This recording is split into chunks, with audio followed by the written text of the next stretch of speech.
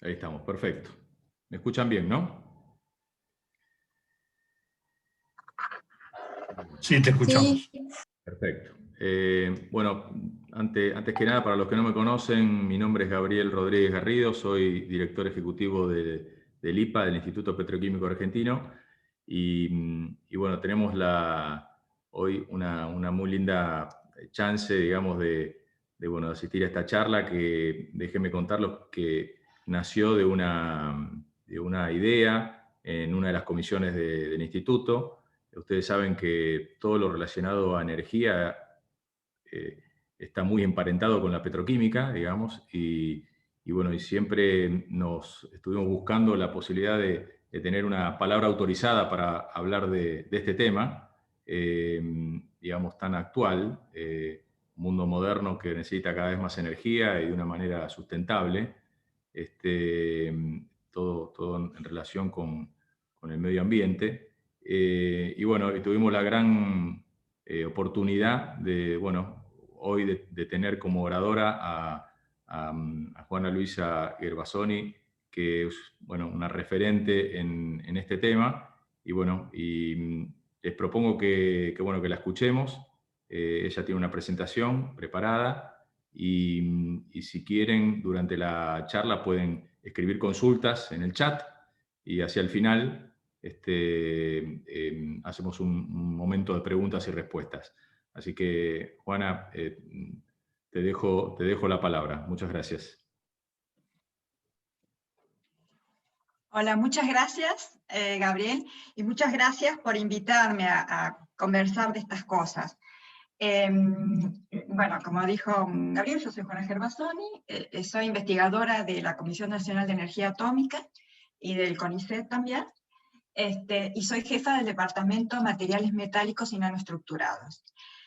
Soy docente del Instituto Balseiro también. Realmente muchas gracias por invitarme, pero antes de entrar en el tema central, quisiera contarles por qué es necesario investigar en estos temas. Quisiera dar el contexto, y bueno, Gabriel ya me dio el pie, así que lo voy a usar. Los problemas actuales de energía, fíjense, en el pasado no muy lejano, se podía pintar copiando un paisaje como el de la izquierda. Pero la cruda realidad para un futuro no muy lejano es el de la derecha. El planeta, que pasa de ser un planeta azul, pasa a ser uno gris, altamente contaminado y con sus recursos exhaustos o casi exhaustos. Hay muchos factores que convergen en esta situación crítica de la actualidad. Las más importantes, como realmente lo dijo Gabriel, es la necesidad de consumir energía permanentemente debido a muchísimos factores, entre ellos el crecimiento de la población mundial y el mayor consumo energético por habitante. Por lo tanto, se hace imperativo encontrar nuevas fuentes de energía no contaminantes, más allá de las tradicionales, el petróleo, gas, carbón, que tiene sus ventajas, obviamente reconocibles, y sus desventajas, que eso es lo que uno está apuntando ahora. La Conferencia de las Naciones Unidas, ahí les puse las referencias por las dudas quieran investigar por su cuenta más, porque vale la pena. Esta Conferencia de las Naciones Unidas sobre el Medio Ambiente y el Desarrollo se realizó por primera vez en Río de Janeiro en el año 1992 y reflejó el consenso internacional a la hora de abordar el problema del cambio climático. Durante su transcurso se creó la Convención Marco, ahí se los puse, de las Naciones Unidas sobre el cambio climático, que fue firmado inicialmente por 166 países y entró en vigor finalmente en el año 1994. En la actualidad ha sido ratificada por 197 países. A lo largo de las sucesivas conferencias de las partes, conocidas como COP, se han ido introduciendo nuevos elementos en las negociaciones internacionales sobre el cambio climático. Dichos elementos permiten afrontar realmente retos concretos como la financiación de la mitigación y la adaptación al cambio climático o la transferencia tecnológica. El Tratado Climático de Copenhague, yo voy a elegir uno solo porque este me parece fundamental, ustedes pueden ir, busquen otros, establece el ritmo de cambio del clima como uno de los cambios actuales más importantes a nivel global. Según este tratado, su objetivo es disminuir la influencia antropogénica sobre el cambio climático. También se expone que esta influencia es debida a la emisión de gases de efecto invernadero, los cuales se intentará disminuir. Esta directriz se ratificó en todos los posteriores tratados, haciéndose un seguimiento de control, pero no es vinculante para las partes. Bueno, entonces, ¿por qué buscamos nuevas energías o energías alternativas? Según una publicación de la International Energy Agency, ahí se la puse, el World Energy Statistics del año 2019, el 99% de las emisiones de dióxido de carbono que se generó en el 2017 fueron debidas a la combustión de petróleo, de gas natural y de carbón. Por otro lado, según otra publicación del The British Petroleum Company, el Statistic Review of World Energy del 2019, la relación entre capacidad de reservas mundiales y capacidad de producción anual de petróleo, de gas natural y de carbón, para el 2018 se estimó en 42, 60 y 120 años respectivamente. Ahora, suponer constante el ritmo de producción actual en el futuro sería uno de los mejores escenarios que pudiera tener el mix energético actual, aunque difícilmente pueda mantenerse, pues es creciente la demanda energética de los países con economía emergente, y esta no se puede compensar con la eficiencia energética lograda por los países con economías desarrolladas. En el 2015, más o menos el 60% de las reservas mundiales de petróleo, también más o menos 60% de la de gas natural, y alrededor del 40% de las de carbono, estaban concentrados en la zona geográfica conocida como Oriente Medio.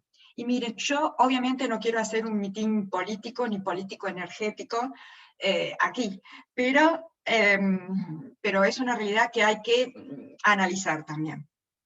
O sea, siendo grande el porcentaje de los países de esta zona que pueden considerarse como de inestabilidad política, no puede garantizarse el suministro a futuro ni a las economías desarrolladas ni a las emergentes.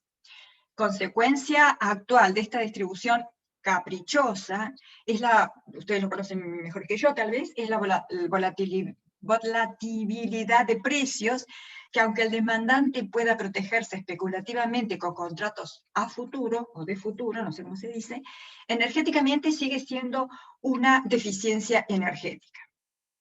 Volvamos a la nuestra. En cualquier caso, el abastecimiento energético de los combustibles fósiles es limitado. El sector eléctrico, que es el que nos ocupa, está ampliamente influenciado por lo que les conté anteriormente. El 68%, o un poco más, de su generación en el 2017 fue debido a la combustión de combustibles fósiles. Se hace necesaria entonces una modificación del mix eléctrico a largo plazo. Numerosos centros de investigación y desarrollo en el mundo, así como empresas muy especializadas en el tema, se encuentran abocados a buscar posibles alternativas energéticas. La solar, la eólica, la geotérmica, la maremotriz, hidráulica, biomasa, biogás y, por supuesto, la nuclear. La energía nuclear es una fuerte candidata a ser una fuente masiva de energía con capacidad de formar parte del mix eléctrico por lo menos a fines o mediados a fines del siglo XXI.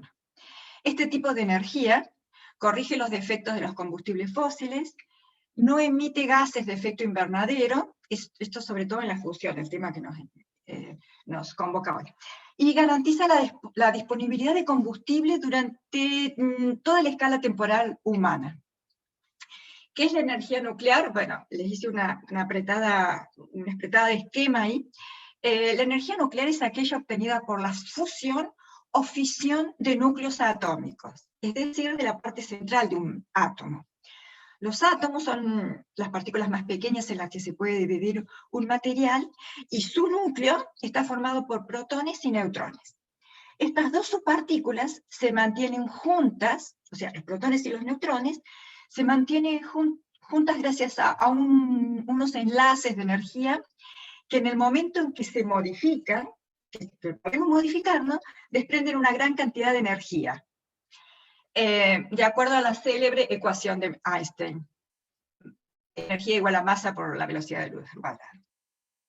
Entonces, la energía, como rebobinando un poquito, la energía nuclear se puede obtener de dos formas, por fusión nuclear y por fisión nuclear. La fisión es una reacción en la que a la que un núcleo pesado le podemos dar un fuerte patadón, quiero decir una patada energética, una patada de energía. Eso rigurosamente hablando es que lo estamos bombardeando con neutrones. Este núcleo pesado se convierte en inestable, se descompone en dos núcleos y libera energía, que nosotros queremos aprovechar. La fusión nuclear es un poco la inversa.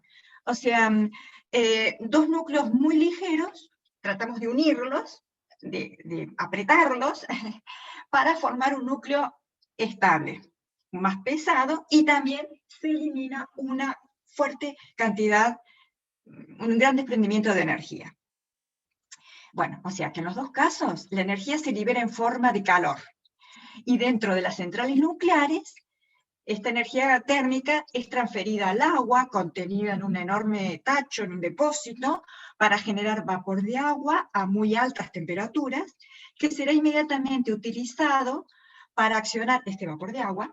Se va a utilizar para accionar un conjunto de turbinas cuyo movimiento generará la energía eléctrica que nosotros utilizaremos ulteriormente.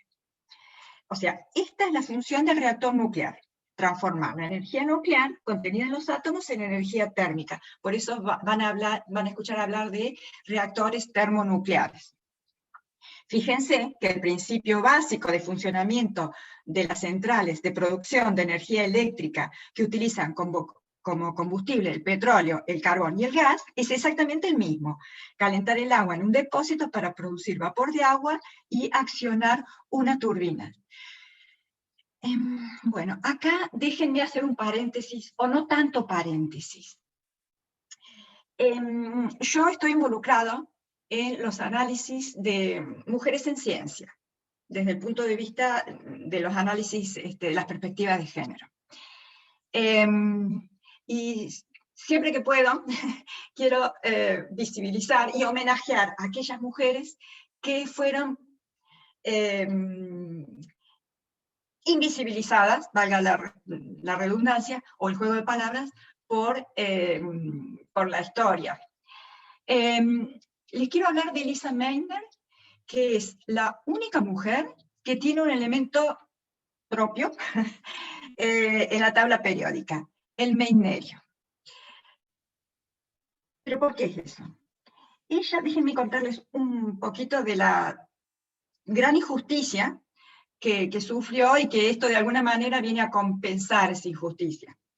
Ella es una física austríaca, nació en 1878. Si bien en aquel momento las mujeres no tenían permitido acceder a instituciones de educación superior, ella contó con el apoyo de sus padres para estudiar en un centro privado y luego completar su doctorado.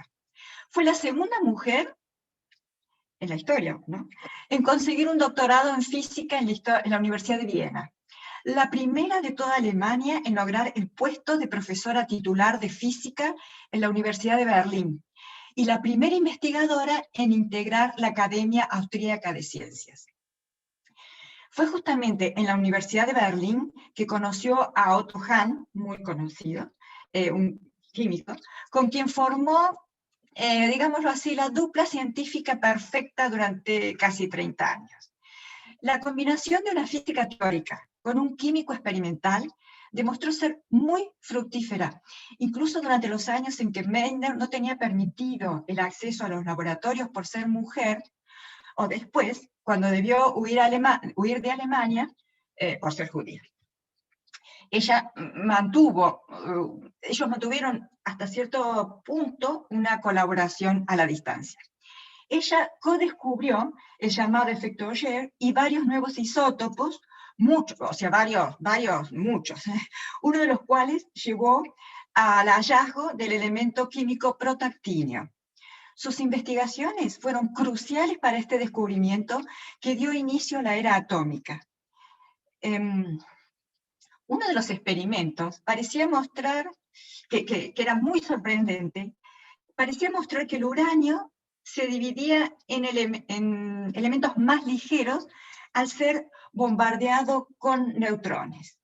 Pero hasta ese entonces, la comunidad científica creía que el uranio se dividía en elementos más pesados. Otto Hahn estaba muy perplejo y le escribió a ella: tal vez puedas encontrar una explicación razonable. En cuestión de días, Lisa, con su sobrino Fritsch, que también fue un destacado físico, lograron crear el modelo teórico que explica la fisión nuclear, que el nombre fue bautizado, fue puesto por ellos, ¿no? Por Lisa y su sobrina.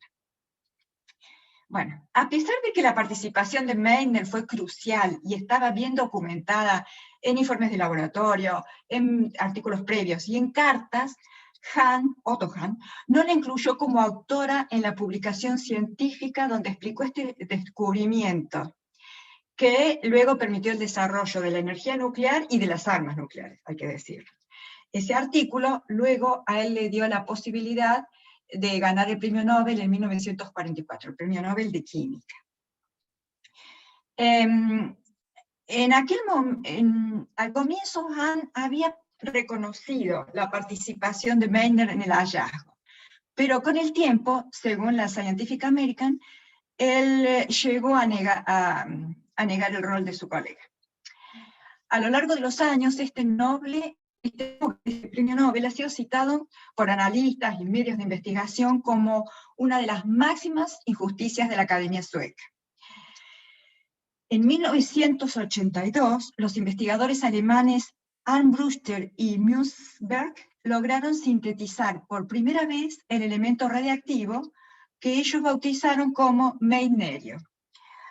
Armbruster explicó entonces que el objetivo era hacer justicia a una víctima del racismo alemán y dar el justo y merecido crédito a una vida y trabajos científicos. Pasaron 30 y pico de años, casi 40 desde su descubrimiento, desde su síntesis, y el meitnerio todavía no tiene una utilidad aprobada. Pero, según la revista Nature, no debe ser eliminado de la tabla periódica, ya que nos recuerda una parte importante de la historia y de las ciencias humanas. Bueno, en definitiva, esta compensación por el Nobel no entregado terminó dándole a Meitner el acceso a un club muchísimo más exclusivo, el de los científicos con un elemento químico con su nombre. No sé si esta compensación es suficiente, pero bueno, yo les quiero rescatar la memoria de esta científica. Bueno, vamos a nuestro tema. La fusión nuclear. Las reacciones de fusión nuclear son bastante comunes en la naturaleza, aunque no en la Tierra. Son la fuente de energía generada por el Sol y las estrellas en todo el universo. En cierto sentido, se puede decir que la energía de fusión es la principal fuente de energía de la naturaleza. En 1854, Hermann von Helmholtz observó que la propia gravedad del Sol suministra una gran cantidad de energía. Miren, en el centro del Sol, a casi 700.000 kilómetros de su superficie, se genera la energía que es dispersada en todas direcciones. O sea, sale del centro del Sol. En el año 1938, Bethe y Critchfield propusieron una explicación basada en las reacciones de fusión nuclear. Según esta hipótesis, hoy universalmente y unánimemente aceptada, en el corazón de nuestra estrella, la enorme presión gravitatoria, unos 225.000 millones de veces mayor que la terrestre, y sus elevadísimas temperaturas, de 12 a 15 millones de grados Celsius, provocan la fusión de núcleos de hidrógeno para formar helio. Esta reacción libera una enorme cantidad de energía. El resultado neto de las reacciones que tienen lugar se puede escribir como esa que les muestro ahí, que 4 protones, o sea, 4 átomos de hidrógeno, dan lugar a un átomo de helio y a una partícula, esa que es el E2, E10, es la partícula que se llama positrón o el antielectrón, y es una partícula muy famosa porque la usaron mucho los autores de ciencia ficción, por ejemplo, Isaac Asimov. Y libera 26 MeV de energía. MeV son 1.000.000 de electronvoltios. O sea, es mucha energía. La fusión de estos protones para formar un núcleo de helio es la principal fuente de energía del Sol. Si ustedes preguntan cuánto hidrógeno y helio hay disponible para que nos siga dando energía el Sol, felizmente es mucho. El hidrógeno y el helio juntos constituyen alrededor del 99% de la masa del Sol. Aproximadamente hay el doble de hidrógeno que de helio. Hay suficiente hidrógeno como para que el Sol siga suministrando energía durante varios miles de millones de años más. Por otro lado, las reacciones, o sea, como síntesis de todo esto, las reacciones termonucleares producidas en el centro del Sol y de las estrellas nos dan estos reactores naturales de fusión que utilizan el hidrógeno como combustible. De hecho, uno de los aspectos más fascinantes de la física nuclear es el estudio de las reacciones de fusión en los diferentes tipos de estrellas, que están constituidas, como ya les dije, las distintas estrellas por hidrógeno y helio en su mayoría, y tienen entre un 4 y un 8% de elementos químicos más pesados que el helio. Bueno, este pequeño porcentaje, más todo lo que tenemos de helio e hidrógeno, son los que terminarán formando los núcleos de los elementos químicos de la tabla periódica. De aquí viene la expresión somos polvos de estrellas. Realmente no es una licencia poética, porque los elementos que nos componen, el carbono, por ejemplo, se crearon en su mayoría por procesos de fusión en las distintas fases de la vida y muerte de los diferentes tipos de estrellas. Bueno, sucede que,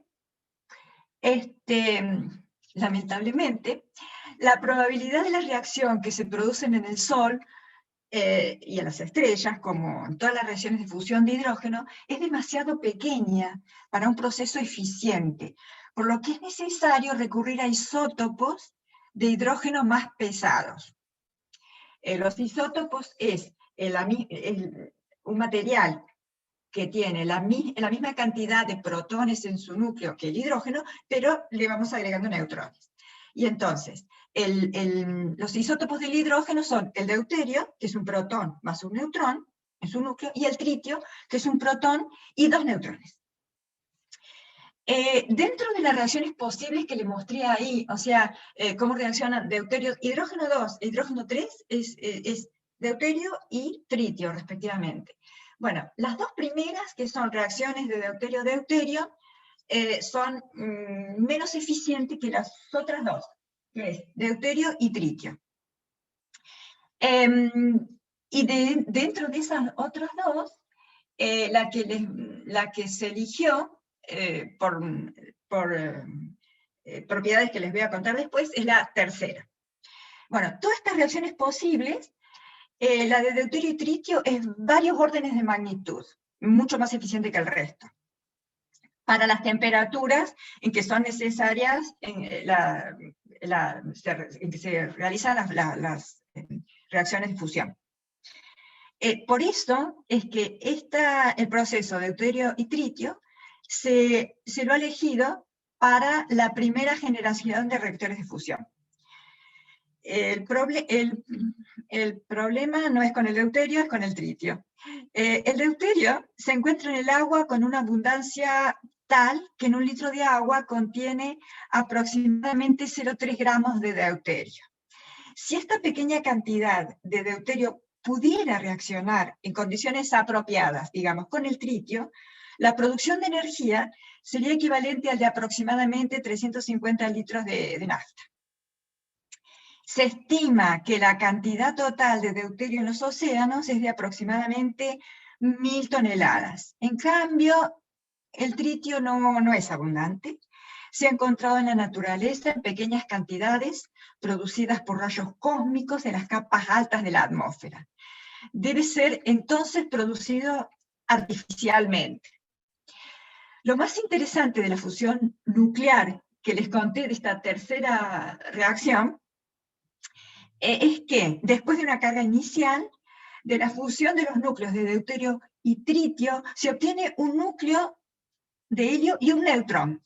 Precisamente este neutrón es uno que una vez fusionado con un isótopo de litio, nos permite obtener un núcleo de tritio, elemento este último que podemos reutilizar para volver a iniciar el proceso de fusión. Por esto es que hay mucho estudio sobre lo que se llaman reactores híbridos, que son reactores de fisión-fusión. O sea, la fusión de tritio y deuterio, no importa cómo lo consigamos, digamos, sí importa, pero desde el punto de vista teórico, supongamos que tenemos deuterio y tritio, y entonces la fusión de estos dos elementos ofrece la posibilidad de proporcionar grandes fuentes de energía, por ejemplo, en centrales eléctricas. Ahora, bueno, existen algunos problemas, no precisamente triviales, que deben resolverse antes de que las reacciones de fusión puedan ser útiles como fuentes estables de energía. La interacción nuclear que mantiene unido a las partículas del núcleo, a las subpartículas del núcleo, o sea, los electrones y protones, es una interacción fuerte. Y es más fuerte que la eléctrica. A menudo, ustedes la deben haber escuchado nombrar como la interacción nuclear fuerte. Pero tiene un alcance muy corto, es del orden del tamaño de un núcleo. O sea, por lo tanto, los núcleos que pretendemos fusionar deben poder situarse a una distancia de ese orden de magnitud para que la fuerza nuclear atractiva supere a la repulsión eléctrica. Además, los núcleos también deben estar confinados en una región del espacio donde puedan sufrir muchas colisiones sin que puedan escapar.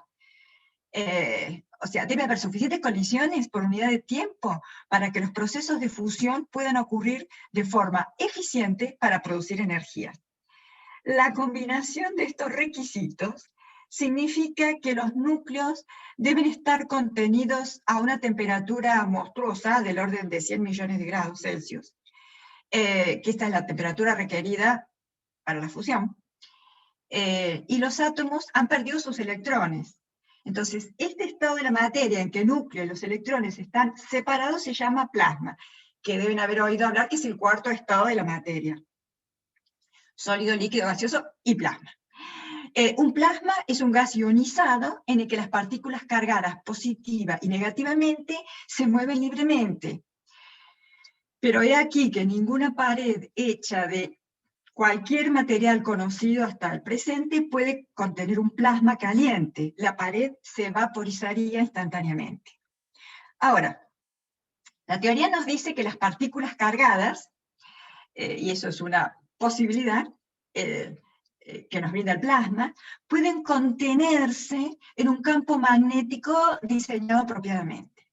El primer problema a resolver, por tanto, es contener el plasma de núcleos de deuterio y tritio en un campo magnético. El comportamiento de las partículas cargadas en un plasma es, digamos, complicado. Hay muchos tipos de inestabilidad que hacen que el plasma sea difícil de contener adecuadamente y durante un tiempo suficiente. Existen, hasta el presente, 3 métodos de confinamiento. Uno es en las estrellas, el confinamiento del plasma lo logra la atracción gravitacional potente. Pero el confinamiento a escala laboratorio o en la Tierra, acá en este confinamiento tenemos 2 métodos. Uno es el inercial, que se utilizan láseres de muy alta potencia para calentar y comprimir una pequeña bola de combustible. O sea, yo les puse ahí cuán pequeña es la bolita. Fíjense que tienen el ojo, la pupila del ojo, y esas bolitas o esas pellets que se llaman de deuterio y tritio son del orden, pero más chiquitas que la pupila del ojo humano.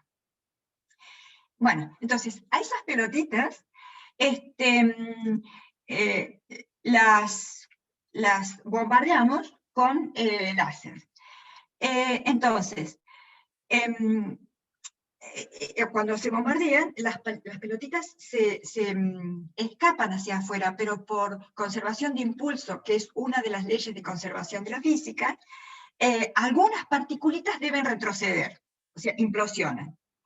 Y junto con el calor producido por ese láser altamente energético, provoca la fusión. Eso es todo lo que les voy a decir de esto, porque en realidad nosotros trabajamos en sistemas que usan el próximo confinamiento del que les voy a hablar, el confinamiento magnético. Acá se utilizan campos magnéticos para aislar o contener el plasma, y estos campos magnéticos son de distinta configuración: el Stellarator y el Tokamak. Las partículas de plasma giran alrededor de las líneas del campo magnético, con las que las pérdidas perpendiculares al campo son pocas, son mínimas, y se cierra la configuración sobre sí misma en forma de rosquilla o de donuts. ¿Cuándo usar un criterio u otro, es decir, el inercial o el magnético? Bueno, se emplea lo que se llama el criterio de Lawson. John Lawson, en el año 57, determinó las condiciones necesarias para que el sistema de producción de energía por fusión de deuterio y tritio fuera rentable desde el punto de vista energético. O sea, se quiere obtener un balance energético positivo en el reactor de fusión. Él estableció una relación entre la densidad del sistema, su temperatura y el tiempo de confinamiento necesario. Lo puse en una ecuación, y bueno, en general el resultado es que es más favorable el confinamiento inercial, o sea, el de las pelotitas bombardeadas por esos láseres, para grandes densidades y tiempos pequeños. Ahora, para densidades moderadas de plasma y tiempos más grandes, pero más grande quiere decir segundos, se usa el confinamiento, es más favorable el confinamiento magnético. Esto es todo un debate. Pero por el momento se acepta que la investigación de fusión por confinamiento magnético es la más adecuada para la construcción de un reactor de fusión de deuterio-tritio. Como les dije al comienzo, no al comienzo, pero para este confinamiento magnético hay 2 tipos de estructuras: el Stellarator, que es muy complicada la configuración magnética, y el Tokamak, que es el sistema que más investigó, es el más avanzado, y es la tecnología que se utiliza en el proyecto ITER.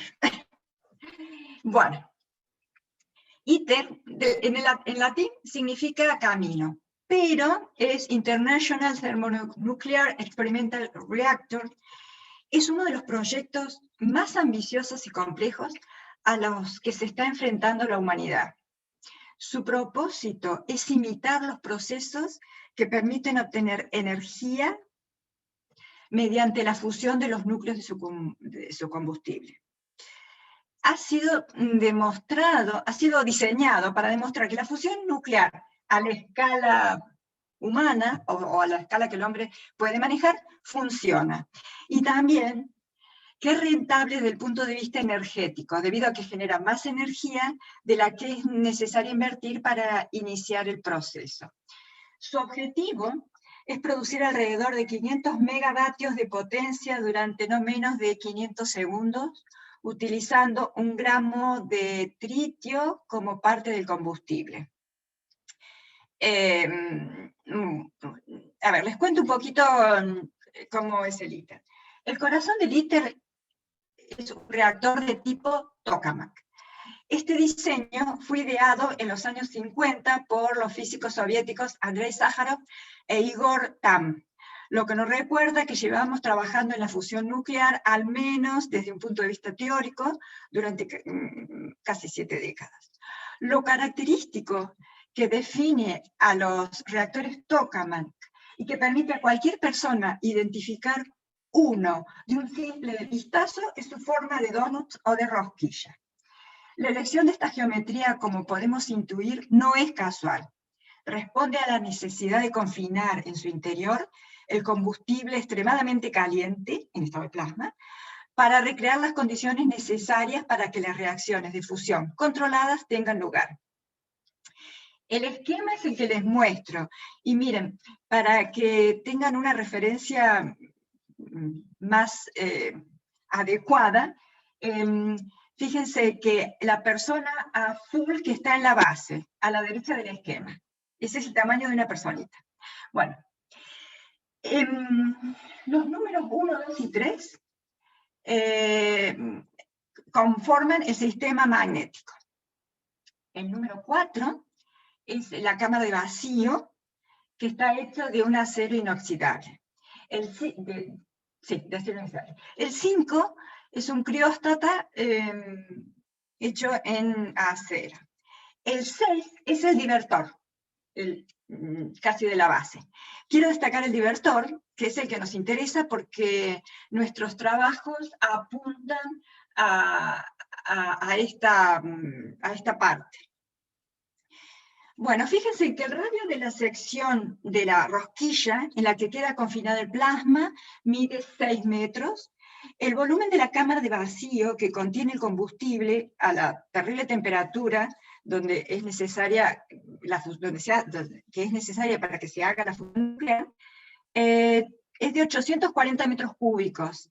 Es 12 veces más grande y 16 veces más pesada, esta cámara de vacío, que cualquiera que se haya hecho hasta el momento.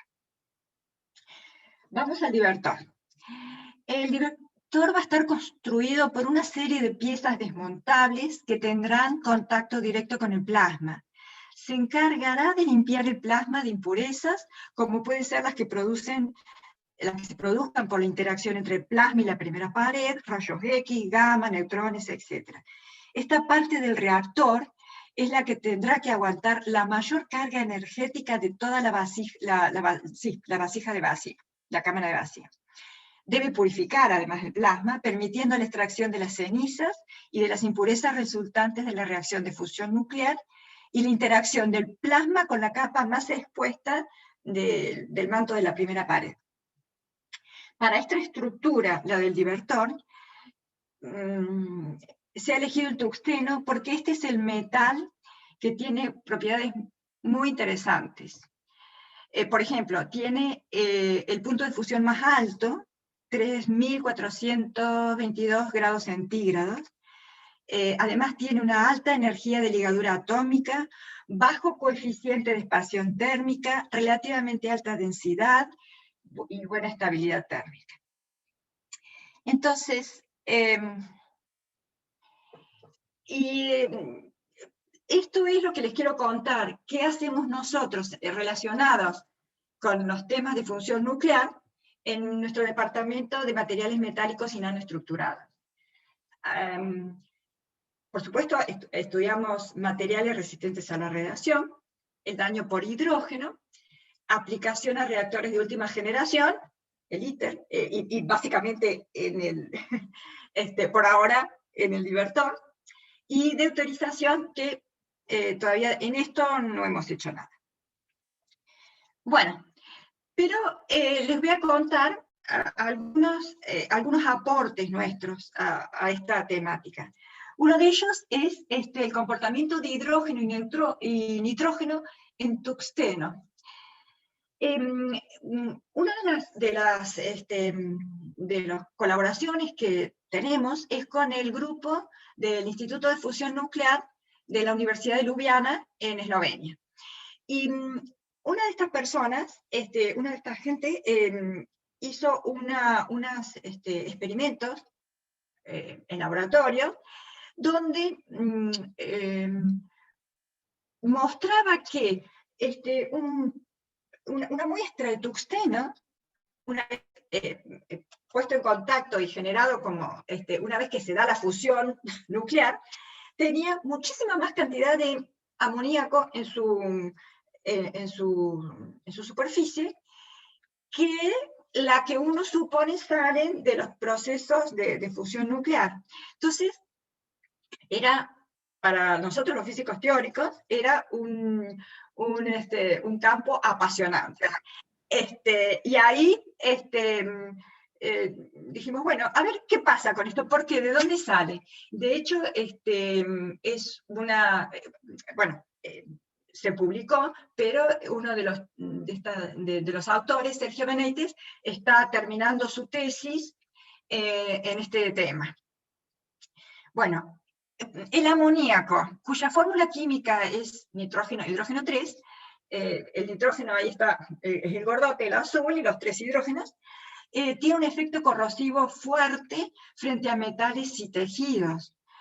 Nosotros modelamos la superficie de tungsteno en distintas direcciones cristalográficas y analizamos la así llamada energía de absorción para átomos de hidrógeno, nitrógeno y para moléculas, hidrógeno 2 y nitrógeno 2, que esas son las partículas, las impurezas que saldrían del plasma. Entonces queremos ver si también sale amoníaco, pero mucha más baja densidad que lo que se ve después en el tungsteno. Entonces, claro, queríamos ver, bueno, ¿de dónde aparece más amoníaco? Bueno, ¿será que cómo se ligan un nitrógeno y agarra 3 hidrógenos? Y bueno, para eso tenemos que ver lo que en física se llama la energía de absorción. Queríamos ver entonces qué pasaba con esos átomos sueltos y esas moléculas sueltas. Esta energía, la de absorción, es un fenómeno superficial y cada fase, en este caso la molécula de hidrógeno, de amoníaco, permanece separada en la matriz de tungsteno. La diferencia con la energía de absorción, que ustedes es más común de conocer, que ustedes seguramente todos conocen, es que en este último proceso una sustancia queda adherida y unida a la otra sustancia, cada una proveniente de fases separadas. Y en la absorción hay transferencia de masa y volumen entre ambas fases. Bueno, encontramos que hay una dependencia en la energía de absorción que no depende mucho de la orientación cristalina elegida, pero para los átomos es más sensible esta dependencia. Por supuesto, no hemos ni finalizado ni ahí la investigación, porque además esto es como en una placa, este fenómeno superficial, pero en un pedazo, en un ladrillo de tungsteno, también ahí están involucradas la energía de absorción que por ahora les hemos dejado de lado. Y además es que, bueno, ¿por qué? Porque nosotros queremos tratar de evitar, de ser posible, decirle, mire, para que no haya tanto, ojalá podamos hacer eso, para que no haya tanta creación de amoníaco, habría que estructurar de otra forma el tungsteno, o bueno, por ahora queremos saber de dónde viene, y después evitarlas. Otra de las cosas que hicimos, como les conté, al tungsteno llega de todo, rayos X, rayos gamma, neutrones, partículas. O sea, es necesario mejorar la resistencia o las propiedades de este material.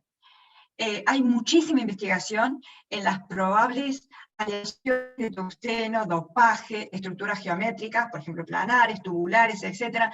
Bueno, hay mucha mezcla, pero siempre el tungsteno está. El desarrollo de las estructuras, de pequeñas estructuras o de las estructuras nanoestructuradas ha cobrado mucho interés porque las nanoestructuras tienen propiedades fascinantes distintos al material macro o micro. Nosotros en este trabajo quisimos determinar el efecto de agregarle nanopartículas de itrio 2, oxígeno 3, en la matriz de tungsteno. O sea, hay otro tipo de nanopartículas de otros materiales, pero bueno, nos concentramos en la investigación en este caso. Hay otras que son de acero inoxidable, bueno, que no las hemos analizado.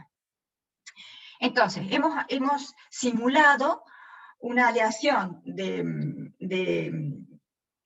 tungsteno con partículas de itrio, que son bombardeadas por partículas alfa. Las partículas alfa son los núcleos de helio, que son el resultado de la fusión nuclear. Entonces, lo que hemos visto es que, bueno, les muestro solamente un gráfico, el gráfico de la derecha, porque, bueno, lo que se hace, que es todo también es un modelado de ver de qué tamaño son las partículas, a qué profundidad las insertamos. Bueno, yo les quiero mostrar que el objetivo de esto es ver que cuando hemos agregado simplemente una partícula, una nanopartícula, a una profundidad de 150 nanómetros, el desplazamiento total, o sea, digamos, la deformación del material de esa matriz de tungsteno con nanopartículas es menor al desplazamiento que se tiene cuando tenemos una matriz de tungsteno puro. Y paso al último. ¿Se acuerdan que yo les hablé de los reactores híbridos de fusión-fisión? Nosotros hicimos un diseño conceptual, que ahí lo tienen, no es un reactor ni mucho menos, pero es un diseño conceptual de 3 capas modelando un reactor híbrido. Tenemos 3 secciones principales, las que les quiero mostrar acá. Es el dispositivo de fusión, que ya se los conté antes. En la zona 2 es donde está el combustible. Y la zona 3 es la manta donde se cría el tritio, o sea, donde hay también litio. ¿Se acuerdan que les dije que de la reacción de fusión sale un neutrón, y si ese neutrón tiene la energía suficiente para, si interactúa con litio, genera, entre otras cosas, tritio, y podemos utilizar de nuevo el tritio. Nosotros entonces estudiamos las propiedades del tungsteno. Todas esas, eso en verde, son las capas de tungsteno puro. Y entonces, analizamos las propiedades del tungsteno bajo la irradiación de neutrones altamente energéticos, de los 14 MeV, que son los electrones que salen del proceso de fusión nuclear. Y bueno, vemos qué pasa. Nosotros analizamos las propiedades del tungsteno, cómo es alterado en ese viaje del neutrón y del tritio y del litio, en las 3 capas. Bueno, y eso, volviendo a lo que queríamos ver, redondeando la charla, ¿por qué la fusión nuclear? Ustedes van a escuchar un montón de eslogans que la fusión es la energía del futuro. No es la única, pero es una una energía altamente probable. Yo, como les dije, trabajo en la Comisión de Energía Atómica y por eso lo central para la razón de ser de la Comisión de Energía Atómica es la investigación en energía nuclear. Y la fusión es complementaria y cooperativa de las actividades de fisión nuclear. Bueno, en nuestra experiencia en nuestro departamento nos da la posibilidad de que además de investigar en energía nuclear específicamente, podamos hacer nuestro aporte en materiales, en neutrones,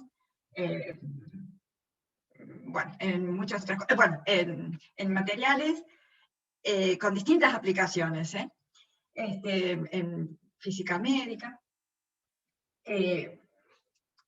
a través de la separación, a través de las distintas estructuras de los materiales. Y también hay, la fusión nuclear tiene un spin-off muy interesante hacia otras áreas nucleares y no nucleares. Por ejemplo, el procesamiento de materiales, la separación isotópica. Y otra cosa que les quiero decir, que me estaba olvidando, no en nuestro departamento, pero sí en otro, se estudia el plasma. Y fíjense, antes de que se pudiera analizar el plasma como para ser aplicado concretamente a estas reacciones nucleares, era un campo muy planchado. Solamente se había estudiado el plasma para algunas aplicaciones en física espacial, descarga de tubos, descarga eléctrica de tubos, y no mucho más. Y ahora realmente hay un nuevo interés real en la física del plasma. Y les quería contar que, porque sí, he escuchado las críticas y son reales. Hay mucho para que en esta investigación en fusión nuclear, la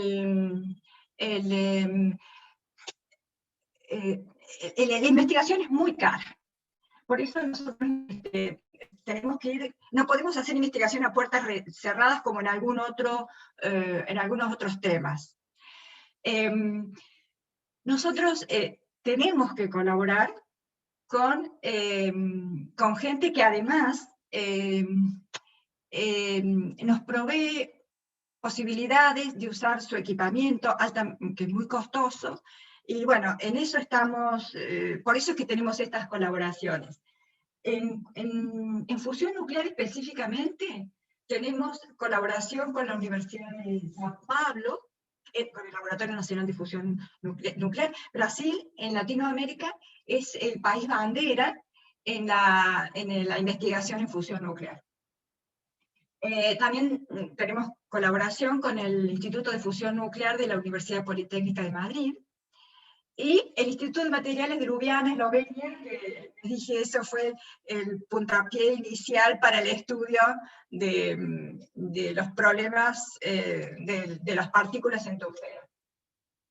Y también, no en fusión, pero sí en el área de materiales, tenemos colaboración con la Universidad de Waterloo, en Canadá, con el Instituto de Materiales en Sevilla, España, con el Departamento de Superficies de la Universidad Tecnológica de Viena, y bueno, con el Departamento de Física de la Universidad de Barcelona. Y muchísimas gracias por permitirme contarles estas cosas.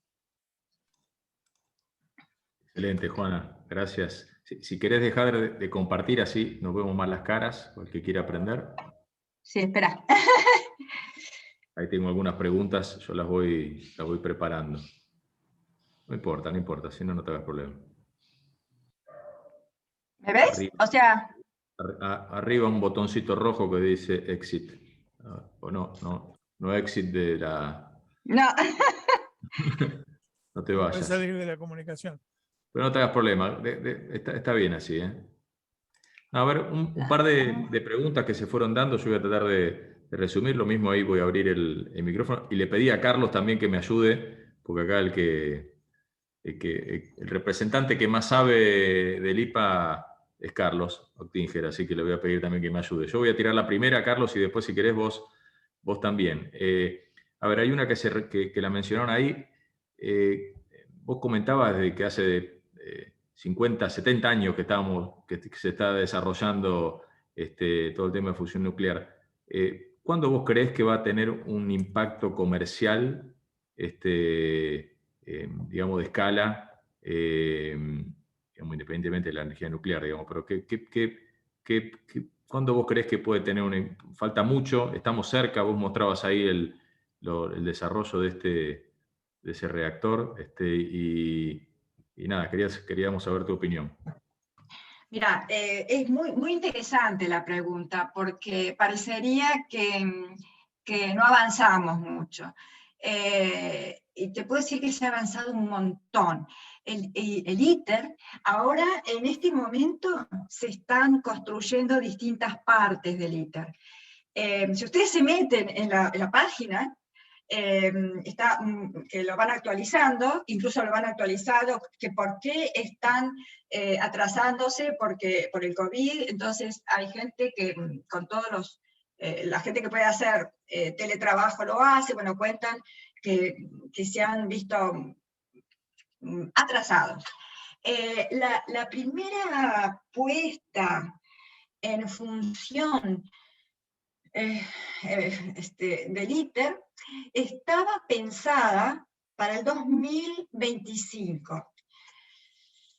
Yo creo que se ha atrasado.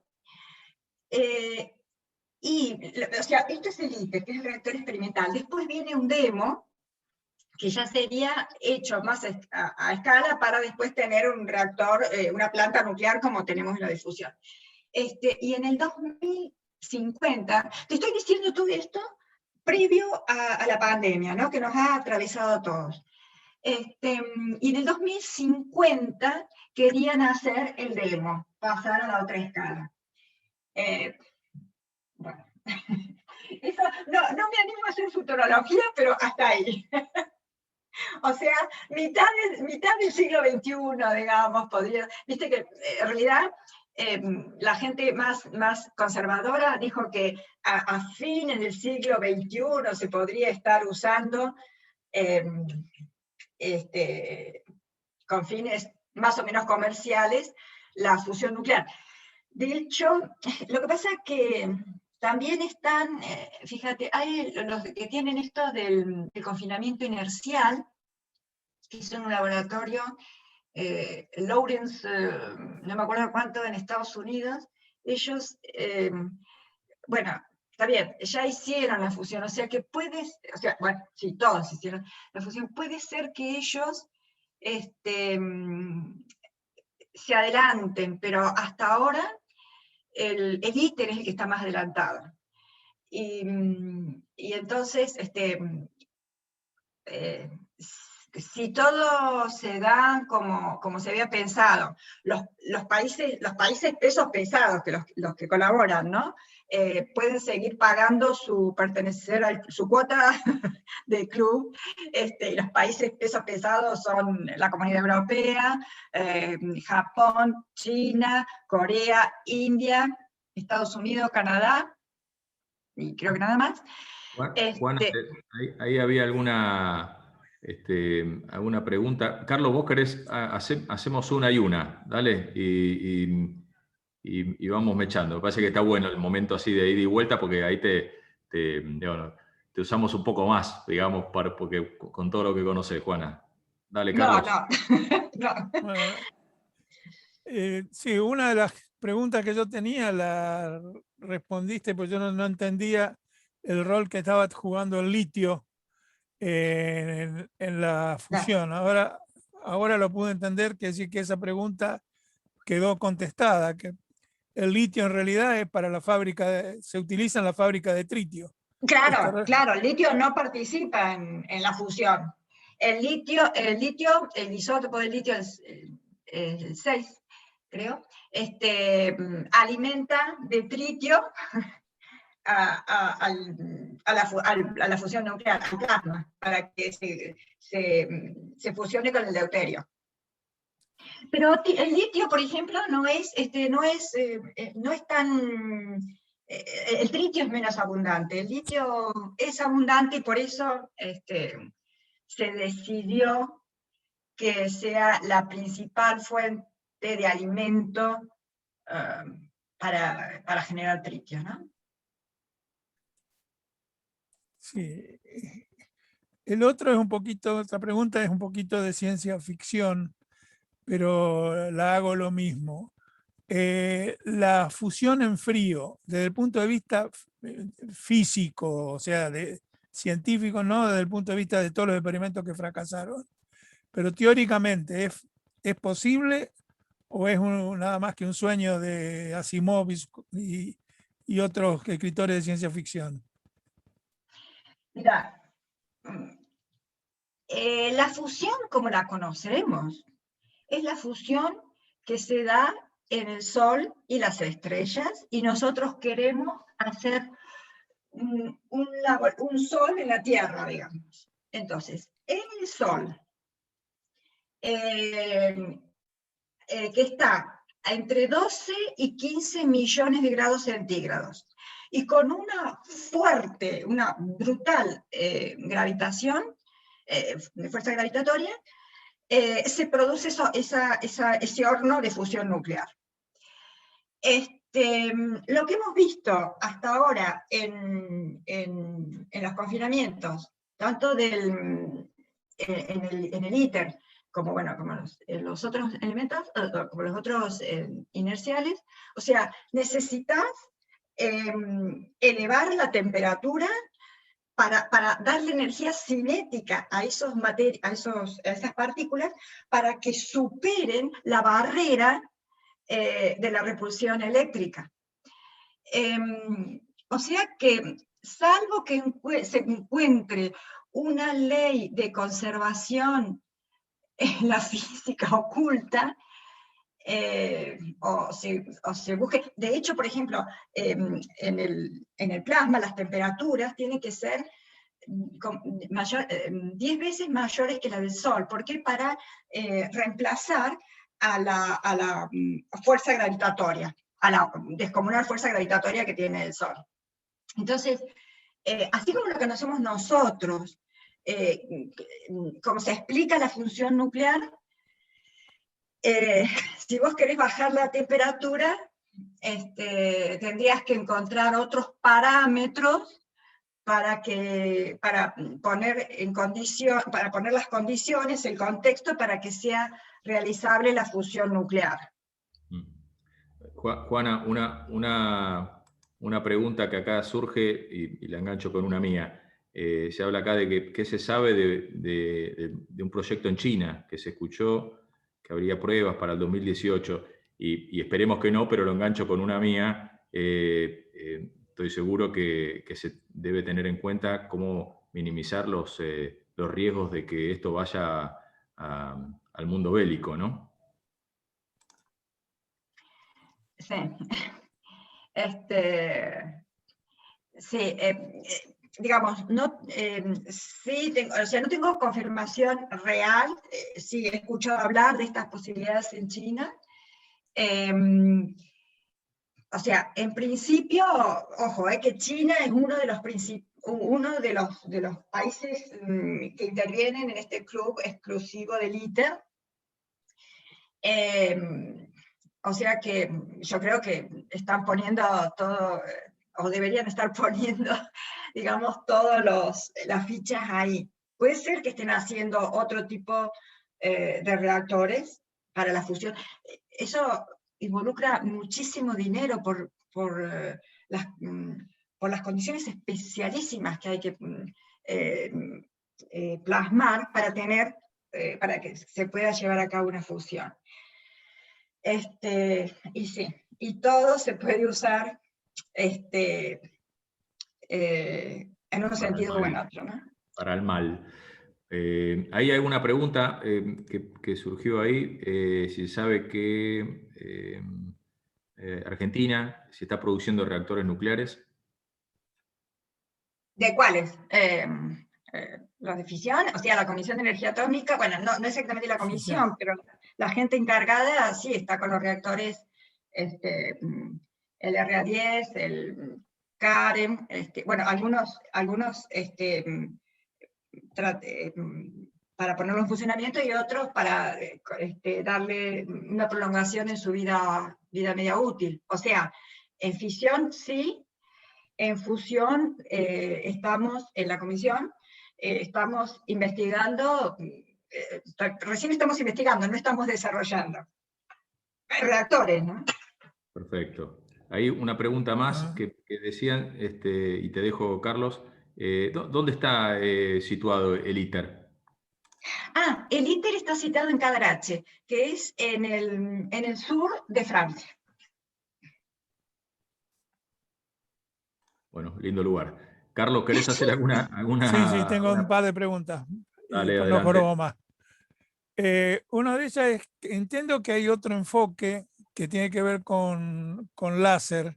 Por lo menos en las publicaciones de hace unos años se hablaba de que estaba el tokamak y había una forma de hacer fusión basada en láser. ¿Ha avanzado esa tecnología? Mirá, lo del láser es lo que les conté al comienzo, no al comienzo, que los distintos tipos de confinamiento. El confinamiento inercial es el que se utiliza, se están desarrollando láseres muy energéticamente potentes para bombardear esos pellets de deuterio y tritio, bueno, y para darle una fuerte patada para que implosione lo más eficientemente posible, se mantenga el calor y se pueda realizar la fusión nuclear. Eso es confinamiento inercial y realmente de eso yo no sé mucho. Lo que sí sé es que hay un auge, así como les dije que hay un auge en el estudio de plasma, hay un auge fuerte que se había quedado un poco también frenado en el desarrollo de láseres. ¿Y quién Es está, fascinante ese tema. ¿quién está los más avanzados en la tecnología de láser? Para Los yanquis. los yanquis, bien. Y otra pregunta es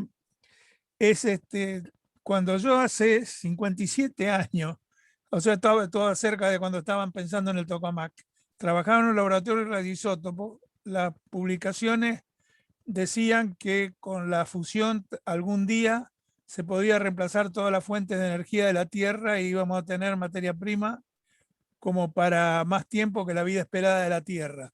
Pero la pregunta es ambiental. Eso significaría que la atmósfera se llenaría de helio. ¿Cómo es cómo es la relación entre la equivalencia de anhídrido carbónico del helio? Si no, sería que al final el helio también contribuiría al calentamiento global. No, porque es un gas inocuo. Es un gas inocuo. Justamente la fusión no produce gases de efecto invernadero. No es el dióxido de carbono, que es el gas que más fuerte produce, que es el culpable, el principal culpable del efecto invernadero.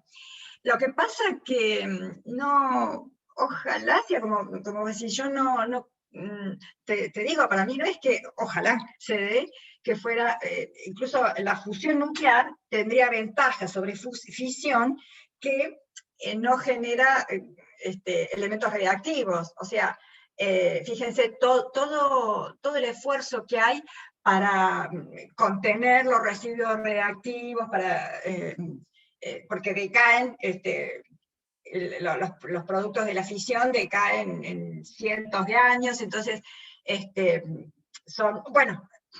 tenemos los famosos accidentes de Fukushima y Chernobyl, ¿no?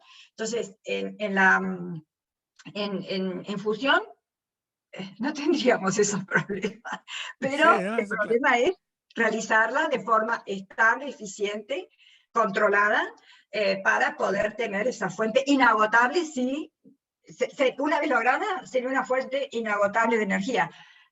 Pero bueno, eso sí que estamos lejísimos, y por eso es que yo hablé del mix energético. O sea,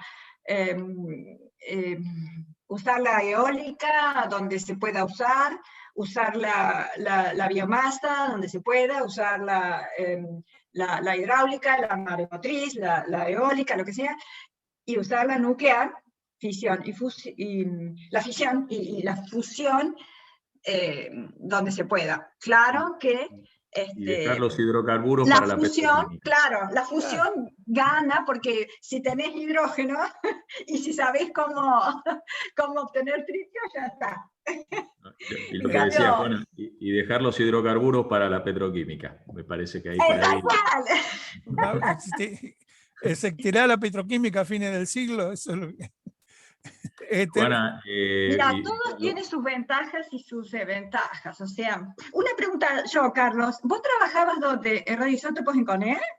No, yo trabajaba en radioisótopos en la Facultad de Ingeniería Química del Litoral con un par de los primeros graduados del Balseiro.